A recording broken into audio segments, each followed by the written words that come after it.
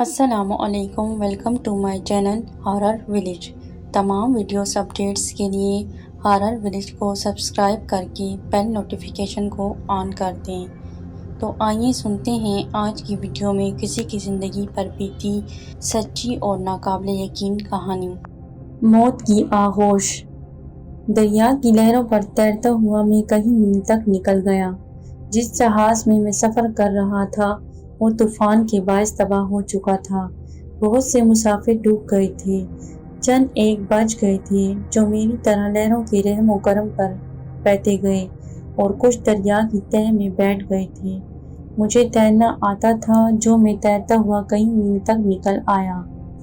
اب دریا کے دونوں طرف ایک گھنا سا جنگل شروع ہو چکا تھا۔ افریقہ کے جنگل سے ساری دنیا واقف ہے، کس قدر گھنا اور خوفناک جنگل ہے۔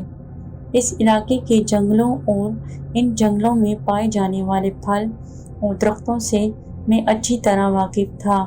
میں پانی سے نکل آیا اور سب سے پہلے میں نے ایسے درختوں کو تلاش کیا جن سے بھوک مٹانے کے لیے مجھے پھل دستیاب ہو سکیں۔ جلد ہی مجھے ایسے درخت مل گئے۔ میں نے خوب پیٹ بھر کر پھل کھائے اور سیر ہو کر دریا کا سرد پانی اور میٹھا پانی پیا۔ ان دونوں کاموں سے فارغ ہو کر میں جنگل کے اندر داخل ہو گیا تاکہ دوسری جانب نکل کر ایسی جگہ پہنچ سکوں جہاں پر کوئی بستی آباد ہو۔ جنگل میں جانے والے جانتے ہیں کہ جب کوئی شخص جنگل کے اندرونی حصے میں داخل ہوتا ہے تو جنگل میں بکھرے ہوئے سوکھے پتوں کے باعث اس کے ہر قدم پر تیز آہٹ ہوتی ہے۔ وہ کتنا ہی چاہے کہ آواز پیدا نہ ہو لیکن کوئی بس نہیں چلتا۔ چنانچہ جنگل کے باسیوں کو، جن میں اکثریت سانپوں، اژدہاؤں اور درندوں کی ہوتی ہے، تھوڑی دیر میں ہی پتہ چل جاتا ہے کہ کوئی شخص وہاں گھوم رہا ہے۔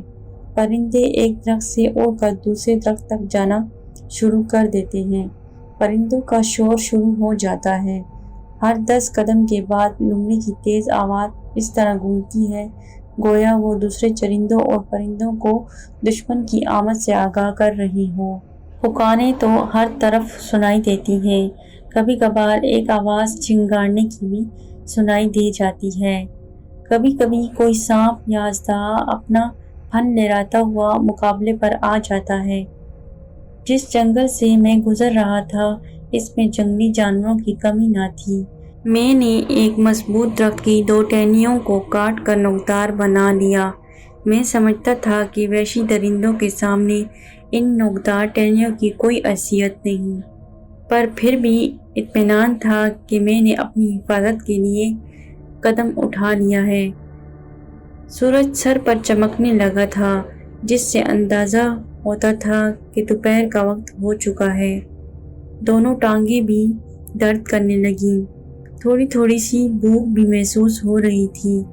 مجھے کچھ پتہ نہیں تھا کہ میں نے کتنا فاصلہ طے کر لیا ہے۔ میرا اندازہ تھا کہ میں نے 10 میل سے زائد کا سفر طے کر لیا ہے۔ مختصر یہ کہ کچھ دیر آرام کرنے کے بعد میں پھر چل پڑا۔ دن ڈھل گیا، شام ہونے والی تھی۔ اب مجھے رات گزارنے کے لیے پناہ گاہ چاہیے تھی، لیکن کوئی پناہ گاہ سامنے نہ آئی۔ اب میں نے فیصلہ کیا کہ کسی درخت پر رات گزاری جائے۔ میں ایک درخت پر چڑھ گیا اور 2 شاخوں کے درمیان خود کو لٹکا دیا۔ یکایک مجھے احساس ہوا جیسے اسی شاخ پر میرے قریب ہی سرسراہٹ کی پراسرار اور رونگٹے کھڑے کر دینے والی آواز بلند ہوئی۔ میرا دل اچھل کر حلق کو آ گیا اور میری خوفزدہ نگاہیں گہرے اندھیرے میں اپنے دشمن کو تلاش کرنے لگیں۔ مگر اس سے پہلے مجھے اپنے مقصد میں کامیابی ہوتی، مجھے اپنے بائیں ہاتھ کی کلائی میں اچانک تیز قسم کی تکلیف دہ چبھن کا احساس ہوا۔